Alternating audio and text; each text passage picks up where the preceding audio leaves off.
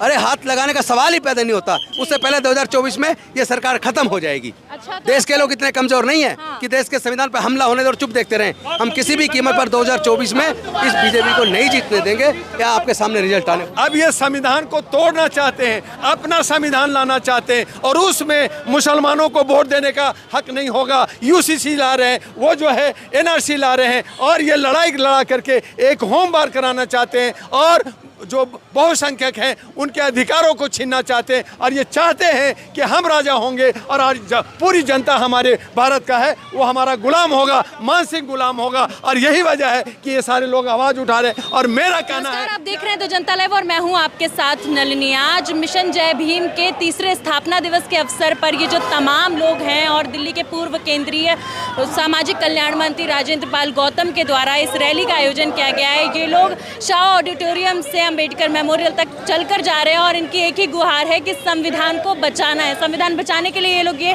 Rally निकाल रहे हैं, जहां एक और लगातार एक तबका संविधान को बदलाव की बात करता है, संविधान को बदलने की बात करती है। पीएम के जो सलाहकार हैं उन्होंने कहा है कि हमें एक नए संविधान की जरूरत है। वहीं दूसरी ओर संविधान को बचाने की बात हो रही है। आपकी बातचीत कराते राजेंद्र पाल गौतम जी से। नमस्कार सर। सर, जिस तरीके से लगातार एक तबका जो है पीएम के सलाहकार है उन्होंने कहा है कि संविधान में बदलाव होना चाहिए, वहीं आप लोग संविधान को बचाने की बात कर रहे हैं, किस तरीके से देख रहे हैं इसको? मैं समझता हूँ ये जो विवेक देबराय हैं, जो प्रधानमंत्री जी की आर्थिक सलाहकार परिषद के चेयरमैन हैं, ये उनका व्यक्तिगत बयान नहीं है, ये केंद्र सरकार की सोच है। ये मोदी जी की और उनके पूरे मंत्रिमंडल की सोच है। चूँकि केंद्र की सरकार आरएसएस बजरंग दल विश्व हिंदू परिषद द्वारा केंद्रित और संचालित और कंट्रोल की जाती है, तो उनकी जो सोच है उसको परिलक्षित उन्होंने डायरेक्ट करने की बजाय पूरे देश के लोगों का करंट चेक करने के लिए अपने सलाहकार समिति के चेयरमैन से ऐसा कहलवाया है कि भारत के संविधान को बदलने की ज़रूरत है। मैं समझता हूँ ऐसे विवेक देवराय जैसे लोगों को जेल में भेजने की ज़रूरत है। ये देशद्रोह है, वो देश के संविधान को बदलने की बात कर रहे हैं। और फिर दूसरी बात, आज जो पूरे देश में नफरत का वातावरण है, जिस तरीके से नूह में दंगे करवाए गए, उत्तरी पूर्वी दिल्ली में दंगे करवाए गए, मणिपुर में दंगे हो रहे हैं और सरकार उसको कंट्रोल करने के लिए बिल्कुल मुझे ईमानदार नज़र नहीं आती। और जिस तरह नफरत का वातावरण दिख रहा है उसमें सबसे बड़ा रोल केंद्र सरकार के मंत्रियों और उनके बीजेपी के सांसदों का है, जो अपने भाषण में भड़काऊ भाषण देते हैं, जो नफरत की बात करते हैं, जो धर्म विशेष के लोगों का बायकाट करने की बात करते हैं और जिन नकली साधुओं के चरणों में जाकर बैठते हैं। वो नकली साधु कहते हैं कि हम भारत में बौद्धों को, ईसाइयों को, मुस्लिम को, सिख को रहने नहीं देंगे, हम तैयारी कर रहे हैं। तो आखिर ऐसे जो साधु खुलेआम धमकी दे रहे हैं वो किसके इशारे पे दे रहे हैं, किसके संरक्षण में दे रहे हैं? जो सरकार देश के संविधान को बदलना चाहती है। संविधान बदलने का मतलब है ऑलरेडी आर्टिकल 368 में कॉन्स्टिट्यूशन में अमेंडमेंट का प्रोविज़न है। उसके ऊपर केशवानंदन भारती की जजमेंट में 13 जज के एक जजमेंट है सुप्रीम कोर्ट के माननीय जजों की, जिसमें उन्होंने कहा कि basic structure of Indian constitution को कभी भी बदला नहीं जा सकता। उसके बावजूद उनके लोग, उनके नेता, उनके सांसद, उनके मंत्री संविधान बदलने की बात कर कैसे देते हैं, या उसको संविधान को बदलने वाले लोगों के साथ कैसे खड़े हो जाते हैं? आपने कहा कि ये विवेक देबराय की सोच नहीं है, पूरी पार्टी की सोच है, लेकिन उन्होंने साफ तौर पे जाहिर कर दिया, कह दिया कि ये मेरी व्यक्तिगत सोच है।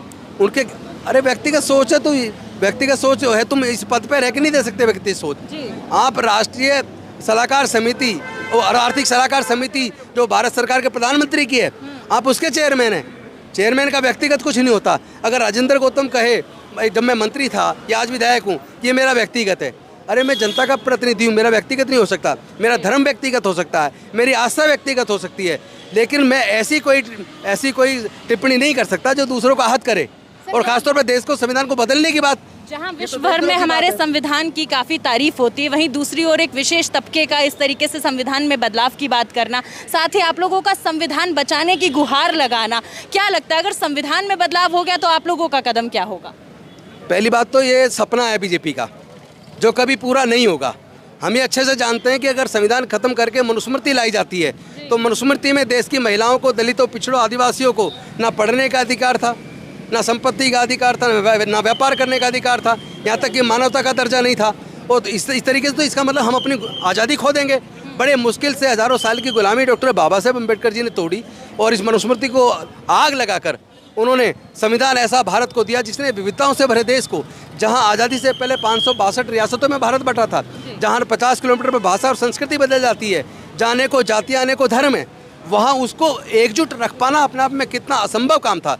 लेकिन ये संविधान है जिसने पूरे भारत को बांधकर एकजुट करके रखा है। उस संविधान को बदलने की बात करना, उसको तोड़ने की साजिश करना, हाथ लगाया गया, मैं समझता हूँ अरे हाथ लगाने का सवाल ही पैदा नहीं होता। उससे पहले 2024 में ये सरकार खत्म हो जाएगी। अच्छा, तो देश के लोग इतने कमजोर नहीं है कि देश के संविधान पर हमला होने दे और चुप देखते रहें। हम किसी भी कीमत पर 2024 में इस बीजेपी को नहीं जीतने देंगे। क्या आपके सामने रिजल्ट आने वाला है। कह रहे हैं कि जो संविधान बदलने की मांग है 24 में एक बड़ा बदलाव लेकर आएगी। 100% आएगी।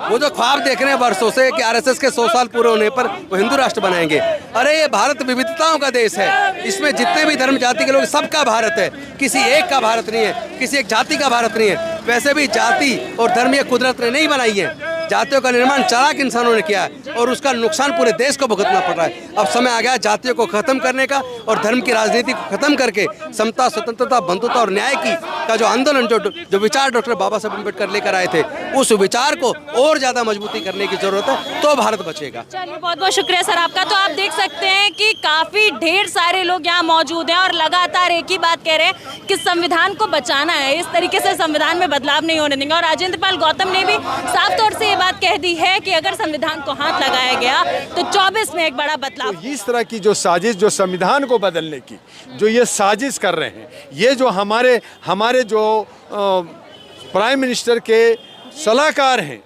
पढ़े लिखे आईएएस ऑफिसर हैं, और वो इस तरह का बयान दे रहे हैं कि हम संविधान को बदल देंगे, हम मुसलमानों को वोट नहीं देने देंगे। तो हिंदू मुस्लिम की लड़ाई करके 25 करोड़ मुसलमान जो हम समता के साथ, अगर यही करना था तो 1947 में हिंदू राष्ट्र घोषित करते। हालांकि हिंदू राष्ट्र ये है ऑलरेडी, लेकिन आज जो हिंदू राष्ट्र बनाना जा रहा है वो मानसिक गुलाम की राष्ट्र बनाने की बात हो रही है। नेपाल में हम लोग जो है राजतंत्र खत्म कर करके वहाँ लोकतंत्र लाया गया। भारत के अंदर लोकतंत्र है, आज़ादी के साथ जीने का हक है, यहाँ संविधान है, यहाँ पे शिक्षा हमारे इक्वलिटी लेने की बात है। लेकिन आज शिक्षा इक्वलिटी में नहीं है। आज अगर किसी डॉक्टर बनना है तो उसको 1 करोड़ रुपया देना होगा। अगर वो 150 नंबर भी नीट में लाया है तो उसका 1 करोड़ देने के बाद एडमिशन हो जाएगा। और जो बच्चा, जो भीम का बच्चा है, जो बच्चा जो हमारे बहुसंख्यक का बच्चा है, अगर वो 400 नंबर लाया है तो उसका एडमिशन नहीं होगा, क्योंकि उसके पास 1 करोड़ नहीं है। तो इस तरह का जो भेदभाव है, ये भेदभाव ख़त्म करना होगा। ये जो संविधान को ख़त्म करने की जो साजिश चल रही है, ये जो हमारे लोकतंत्र को ख़त्म करके राजतंत्र लाने की साजिश चल रही है, तो हमारे हर तमाम नौजवानों को, तमाम जर्नलिस्टों को हमें आगे आना होगा। जो हमारे मीडिया, जो हमारे स्ट्रीम मीडिया है, जो बिक गई है, जो गोदी मीडिया में है, मैंने कहा कि आप इनको जवाब देने के लिए अब हमारी सोशल मीडिया है, अब हमारी डिजिटल मीडिया है जो जवाब देगी, और उनको घर में छुप करके रहना होगा। और सड़कों पे अगर हमें दशा दिशा दिखाने का है, ये मुसलमानों का है, ये शिक्षा का मामला है, ये रेप का मामला है, ये तमाम लोगों को अगर आगे ले जाएगा तो ये हमारा डिजिटल मीडिया ले जाएगा। और इस पे अगर आँच आएगी तो हम उसके लिए आगे लाइन पे लड़ते हुए। वो भी आपने पीएम के आर्थिक सलाहकार का जो पूरा बयान है उसका जिक्र कर दिया गया है, लगातार उसका खंडन भी हो रहा है। वहीं दूसरी ओर आपने कहा, जिस प्रकार से उन्होंने कहा कि संविधान को बदलना चाहिए, हर किसी को नया संविधान मिलना चाहिए, वहीं आप लोग रैली निकाल रहे हैं संविधान बचाओ को। तो आखिर क्या जरूरत पड़ रही है संविधान बचाने की, और लगातार देश में इस तरीके की मांग क्यों उठ रही है कि संविधान में बदलाव होना चाहिए? क्या मौजूदा संविधान इस लायक नहीं है? संविधान में ऑलरेडी बहुत सारे बदलाव कर दिए गए हैं, बदलाव कर दिए गए हैं। अब ये संविधान को तोड़ना चाहते हैं, अपना संविधान लाना चाहते हैं, और उसमें मुसलमानों को वोट देने का हक नहीं होगा। यूसीसी ला रहे हैं, वो जो है एनआरसी ला रहे हैं, और ये लड़ाई लड़ा करके एक होम बार कराना चाहते हैं, और जो बहुसंख्यक हैं उनके अधिकारों को छीनना चाहते हैं। और ये चाहते हैं कि हम राजा होंगे और आज पूरी जनता हमारे भारत का है वो हमारा गुलाम होगा, मानसिक गुलाम होगा। और यही वजह है कि ये सारे लोग आवाज़ उठा रहे हैं। और मेरा कहना है कि अभी मीटिंग सीटिंग ईटिंग का समय नहीं रहा, अब आंदोलन करने की ज़रूरत है। अब आपको जनप्रतिनिधि अपने बहुसंख्यक से चुनना होगा। और मैंने कहा कि ये बहुसंख्यक जो 100 करोड़ है, अगर 100 रुपया खर्च करेंगे तो 1000 करोड़ बनता है, और 1000 करोड़ में बीजेपी को हराना बहुत आसान होगा। इसके लिए इनको मंथन करना चाहिए। और मैं आज राजेंद्र जी को धन्यवाद करता हूं कि उन्होंने एक अच्छा कार्यक्रम किया, लेकिन राजनीतिक में वो रहे हैं और राजनीति को मजबूत करना होगा। धर्म, कर्म और ये जो बाकी जो प्रोग्राम है वो अपनी जगह है, लेकिन जब तक लोकतंत्र को नहीं बचाएंगे तब तक हमारा देश नहीं बचेगा। चलिए ठीक है, बहुत बहुत शुक्रिया सर आपका। सर, आप लोग रैली निकाल रहे हैं आज इस ऑडिटोरियम से, आप लोग चल के जा रहे हैं और पद यात्रा में यही संदेश देने की कोशिश कर रहे हैं कि संविधान को बचाया जाए। आखिर संविधान को बचाने की मांग क्यों कर रहे हैं? संविधान को बचाने इसलिए मांग करेंगे, अगर संविधान नहीं बचेगा तो जितने भी आदिवासी लोग हैं, पिछड़े लोग हैं, जनजाति के लोग हैं, माइनॉरिटी के लोग, इन्हें बच पाएंगे। इनका तो वोट का अधिकार खत्म करने का प्लान है। ये मनवादी लाना चाह रहे हैं जिससे कि वापस राजतंत्र स्थापित किया जाए, क्योंकि नए पार्लियामेंट में इन्होंने सिंबल लग दिया राजतंत्र का। धीरे धीरे लोकतंत्र खत्म करना चाह रहे हैं। और संविधान की जो समीक्षा की बात करें, लिखने की बात करें, वो इसीलिए कर रहे हैं कि कुल मिलाकर के जो इन लोगों को अधिकार मिले, शिक्षा का अधिकार, स्वतंत्रता का अधिकार, ये सब बंद करना चाह रहे हैं। और वो अपना संविधान को छुआ गया बदलने के लिए, तो आप लोग क्या करेंगे? नहीं, हम उसके लिए आंदोलन करेंगे, हम सड़कों पर उतरेंगे, हम अपने आश्रमों से बाहर निकलेंगे, मठों से बाहर निकलेंगे। हम बोल रहे हैं कि उसको बचाने के लिए हम बाहर निकलेंगे, और बाहर नहीं निकलेंगे संविधान नहीं बचेगा।